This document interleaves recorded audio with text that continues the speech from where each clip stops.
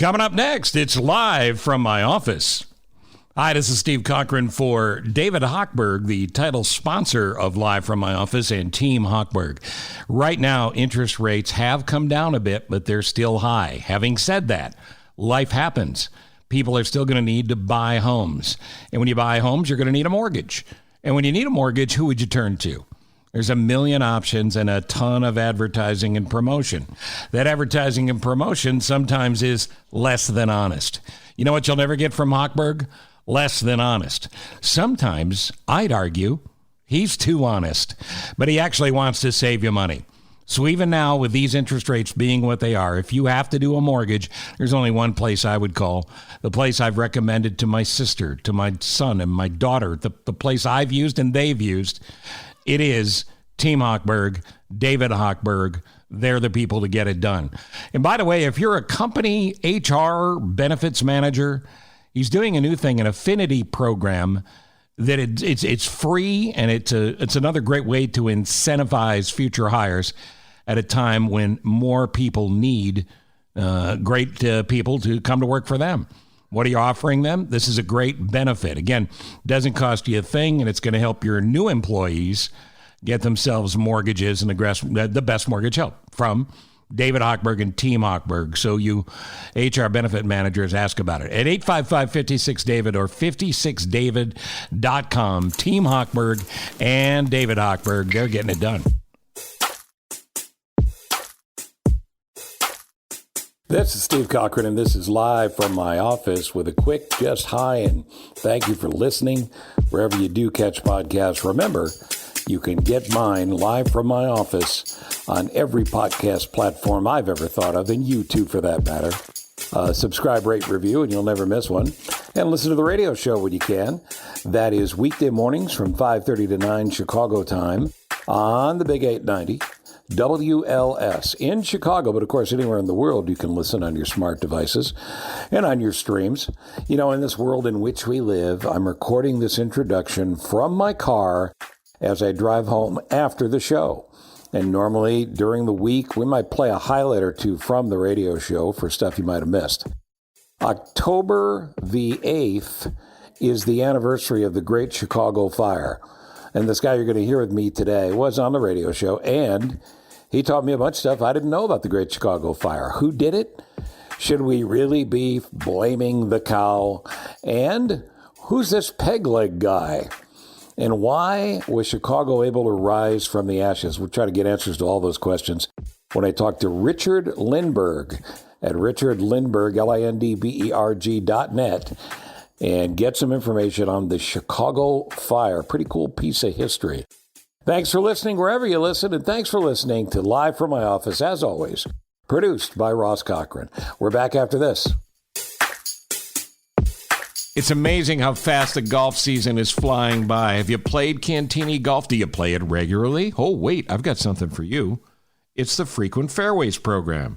There's great Kemper Sports golf courses all over the country, and this is a new loyalty program from Kemper Sports, the folks that manage Cantini Golf. And you can golf your way across Chicagoland at 9 great public courses, including Cantini, my personal fave, and in all likelihood yours too.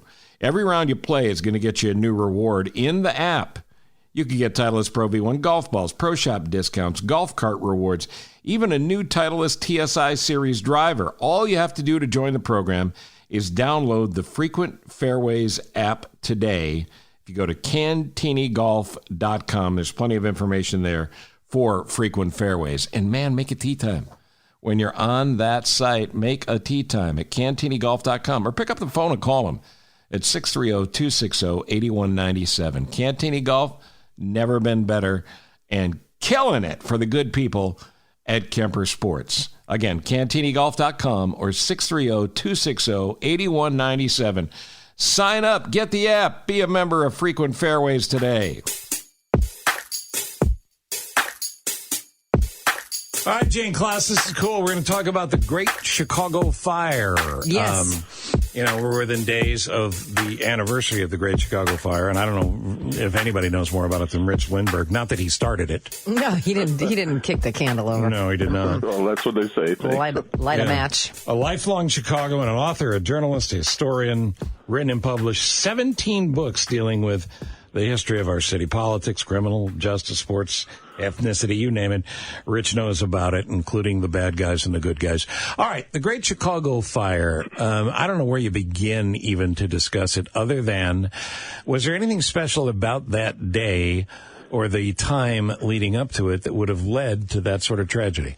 Well, the city of Chicago was in pretty dire straits weather-wise. It was the middle of a horrendous drought throughout the Midwest. The city was a tinderbox, wooden structures mostly.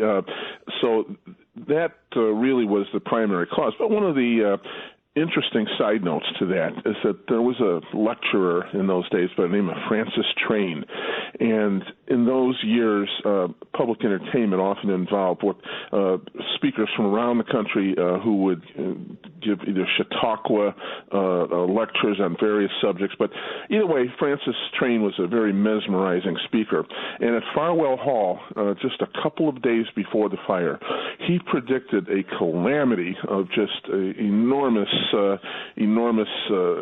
tragedy and mayhem that would befall the city of Chicago. Now, was this a prophecy or was it something else? Months later, he explained that what he was really referring to was the sin and vice of the city of Chicago, the prostitution, the crime, the gambling, and so on, and he thought that God's hand was going to strike the city. He didn't necessarily mean that it was going to be a calamitous fire, but the legend kind of lived on in the subsequent years following that. Yeah, and without a doubt, and of course it leads to the obvious question, how long was there a concern about arson, or whatever the word was they used in the day, and was there ever a serious investigation into that? Well, there was no serious investigation into arson per se. It was blamed upon the O'Leary family at 137 DeKoven. But in fact, prior to the Great Chicago Fire of October 8th, there had been a series of horrible fires throughout the city all that summer because of the dry conditions and the wooden structures. And the undermanned, understaffed Chicago Fire Department was really having a difficult time trying to put out these fires. So it really was something in many respects that almost seemed destined to happen. Well, I mean, it's just fascinating, too. And when you see the visuals of where it started and how the fire spread, I mean, how many square miles was that? And then it was over a course of days. Well, it spread northward from DeKoven Street on the west side for 4 miles up to Fullerton Avenue.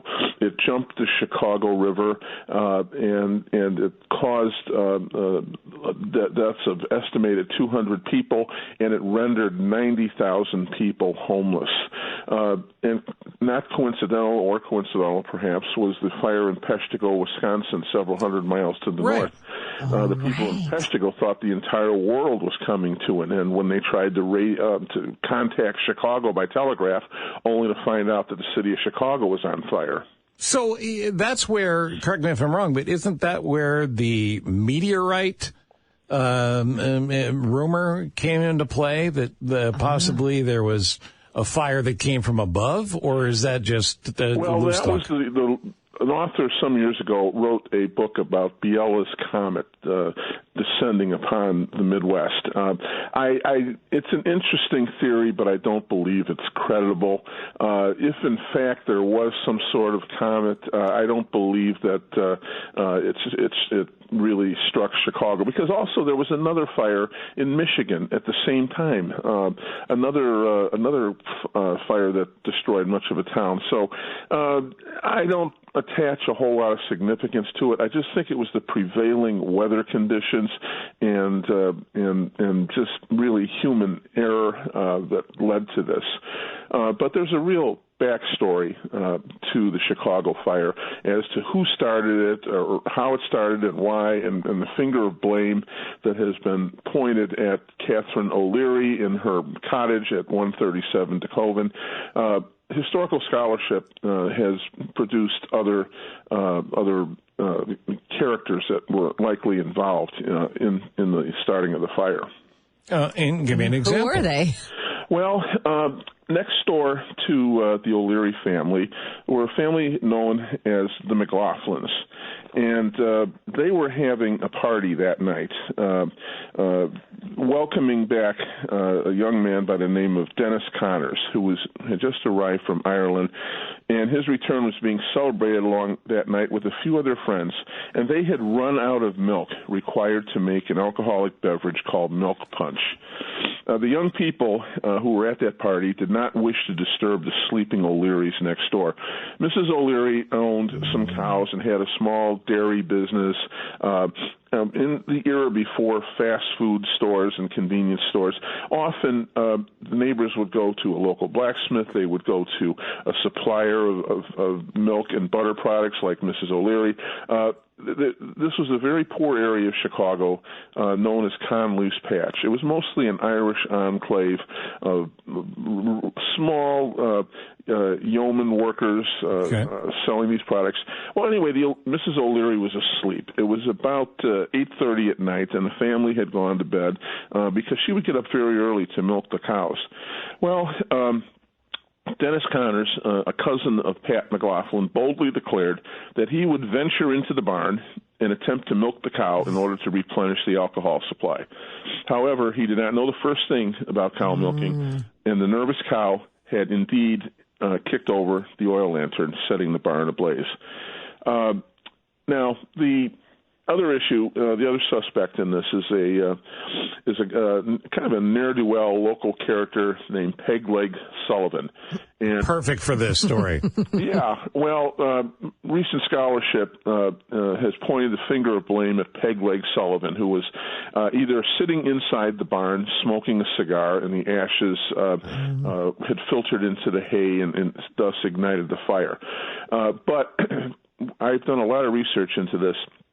And what seems apparent is that Sullivan was actually across the street, sitting on a street corner, smoking his cigar, when he noticed the burst of flame from the barn, and actually is not really should not be classified as a villain or the scapegoat, because he actually alerted the O'Learys to the impending danger and roused them from their sleep, and they came out. Now, this is a story that will be forever immersed in controversy and debate, but I do think that the young people who were at that party really were to blame for it. Now, they raced back into the McLaughlin house, and they didn't say a word. They were paralyzed with fear of what the consequences might be, but within minutes, the entire block was up in fire, and then the flames were jumping from roof to roof, and everything had completely gone out of control at that point. So poor old Pegleg, emerges as a hero and not the scapegoat. Well, these are just part of the story. We only got a couple minutes here, and I'm really encouraging you to read everything that Rich Lindberg has ever written or hear everything he's ever said about this. But Jane, get one more in before anything. There's so many fascinating stories about how it started, but also what was happening when the fire was happening. One of those that I love to hear is that there was the newspaper and the building was burning, but the folks that were doing the news still sat in there and continued to write the paper. Yes, actually, a paper was published a day later. The Chicago Journal had come out with a special fire paper. So communications were immediate, and the city resumed business as much as possible. Now, the fire burned continuously through the 9th of October, and it had reached the north side, and people were literally standing up to their necks in Lake Michigan water, because imagine the heat and the intensity and the cinders raising down. But the media was still hard at work, and they pointed the blame at poor Mrs. O'Leary based on rumor and conjecture. And here's one final interesting point. They finally located her after the fire, and remarkably, her house was not destroyed. And several of the reporters classified her in just horrible terms. One reporter called her an old hag, a repulsive-looking old hag. Wow. She was only 37 years old. And the family was ostracized socially. Eventually, they had to relocate. They moved to the Stockyards district, where they thought that they would be free from the public scrutiny and the hounding of reporters. And that really, the hounding of the reporters continued into the 1890s, when both Patrick and Catherine died. And Catherine never spoke publicly about it. There's no known photograph of her that was ever taken. And her son, the gambler, Big Jim O'Leary, eventually purchased a large obelisk in the cemetery for her, because she had an unmarked grave up until the 1910s. How about that? Her son built that. How about that? Yeah, and the husband, whatever happened to him? Patrick O'Leary died quietly in the early 1890s, and was followed by Catherine a few years later. And but the legend and the stories, they always tie it to her. Why was he not included? It was Mrs. O'Leary's cow. Mrs. O'Leary's cow wasn't the O'Leary's cow. Yeah. She was in charge of the business and took, was responsible for doing the milking. But Patrick was actually sought out by vigilance mobs, and there was a fear that they were going to lynch him. Wow. But it was Catherine's business, so therefore she ran the dairy side of the family business, and then she was held accountable. But Patrick was certainly targeted by angry, vengeful people. I got to ask you one last question. I know we're late here, but amazingly, the city of Chicago's population expanded by 50% in the 5 years after the fire. Why did it not go the other way?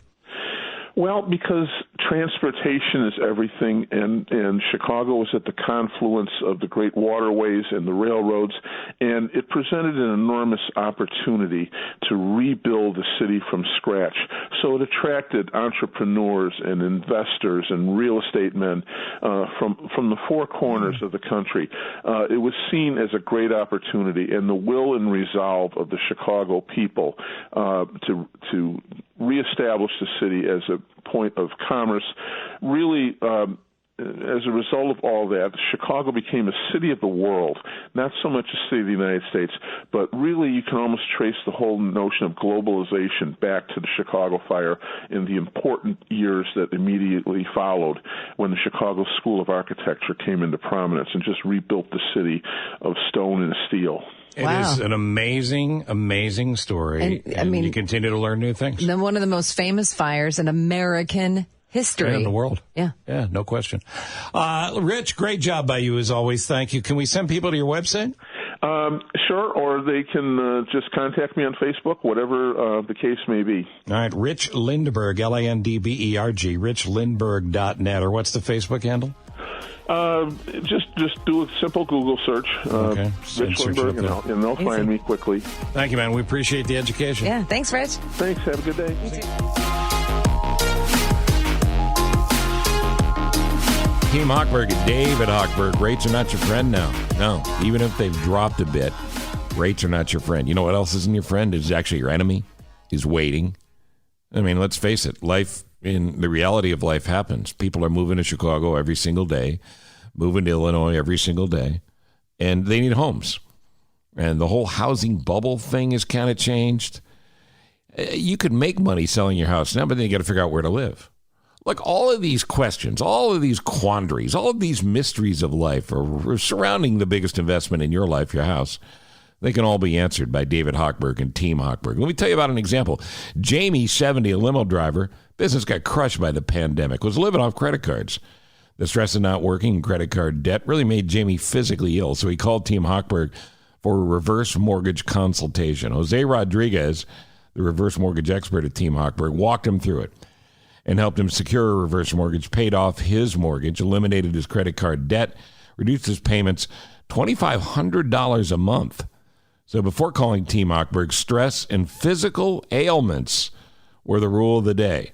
After calling Team Hochberg, Jamie secured a reverse mortgage, eliminated that debt, saved $30,000 a year. Team Hochberg's done the same for me and the Live from My Office listeners. Many of you have already been in. Just pick up the phone and call them. I mean, they're not psychics. They're really good at saving you money, but they can't help you if you don't call. Don't wait. Don't wait. Ask them about refis. Ask them about a way to help pay off your debts and use your home in the process. You know, you got equity sitting there, and you may need it now. 855-56-DAVID or 56david.com. You've got questions, they've got answers, and there are no stupid questions. Tune in to their radio show, Home Sweet Home Chicago, hosted by David. That's Saturday mornings after House Smarts on WGN Radio at 10 a.m. Meanwhile, Homeside Financial is an equal housing lender. NMLS number 1124061. 30 years plus on the airwaves. You have turned your dial to me. Now you're tuned into my podcast. It's live from my office, Steve. From Ithaca, New York to Carolina South, W. Cochran Steve. From Minneapolis and then Chicago twice, top-rated shows achieved. Sit back, relax, and now listen to my show. When or wherever you are, 'cause you're on the go. A-list celebs with some laughs and great info. Live from my office, the Steve Cochran Podcast Show. Yeah, yeah, yeah. No better place to be. Yeah, yeah, yeah. Subscribe and like for free. Yeah, yeah, yeah. Live from my office, Steve. So glad you're with me. It's live from my office, Steve. Thank you for listening to Live from My Office, a service of Monkey Run Productions. All rights reserved. The podcast is hosted by Steve Cochran, and it's mixed, edited, and produced by me, Ross Cochran. Steve is available for corporate speaking gigs. He would love to MC your event, and occasionally, he's funny. Thank you for listening. Head to cochranshow.com for more.